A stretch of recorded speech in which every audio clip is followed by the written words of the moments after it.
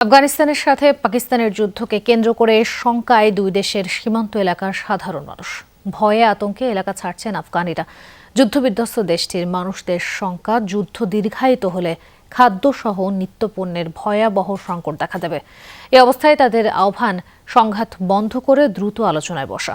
যদিও তালেবানদের ওপর সেনা অভিযানকে স্বাগত জানিয়েছে পাকিস্তানরা। জুস রাখতে আমার পছন্দ স্টাইলিশ ও ফুড গ্রেড আরএফএল চক। জুস রাখার জোশ চক। পাক আফগান সীমান্তবর্তী এলাকা জুড়ে আতঙ্ক আর অনিশ্চয়তা।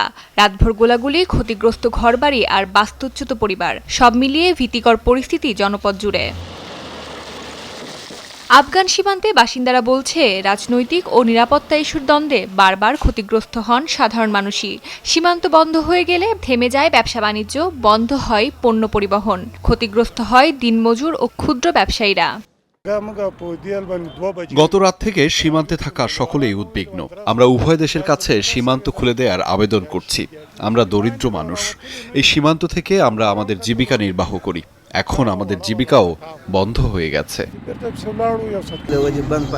যখন ঘটনাটি ঘটে তখন আমরা সবাই ঘুমিয়েছিলাম। আমি খুব অল্পের জন্য বেঁচে গেছি। আমার পরিবারের অনেকেই ধ্বংসস্তূপের নিচে আটকা পড়েছিল। বিশ্লেষকরা বলছেন, রাজনৈতিক ও নিরাপত্তা ইস্যুতে উত্তেজনা বাড়লেও সাধারণ মানুষ মূলত শান্তিপূর্ণ সমাধান চান। যুদ্ধের বদলে সংলাপের আহ্বান জানাচ্ছে দেশটির সাধারণ নাগরিকরা। পাকিস্তানে অবশ্য ভিন্ন প্রতিক্রিয়া দেখা গেছে। দেশটির অনেক নাগরিক সামাজিক যোগাযোগ মাধ্যমে ও রাস্তায় নেমে সেনাবাহিনীর হস্তক্ষেপকে সমর্থন জানিয়েছে। তাদের মতে, সীমান্ত নিরাপত্তা নিশ্চিত করতে এই অভিযান প্রয়োজন ছিল। খুব ভালো করেছে। এটা আমাদের দেশের জন্য একটা ইতিবাচক অগ্রগতি। আমাদের পাকিস্তানি সেনাবাহিনী দুর্দান্ত কাজ করেছে। আমরা খুব খুশি। পাকিস্তান একদম সঠিক কাজ করেছে। আফগানরা আক্রমণ করছিল, তাই পাকিস্তান প্রতিশোধ নিয়েছে। এটা ভালো। তারা পাকিস্তানিদের হত্যা করছিল, শেষমেশ আমরা জবাব দিতে পেরেছি। তবে বিশ্লেষকরা সতর্ক করছেন, সংঘাত যদি দীর্ঘায়িত হয় তাহলে তা দুই দেশের অর্থনীতি ও আঞ্চলিক স্থিতিশীলতার জন্য বড় ঝুঁকি হয়ে উঠতে পারে।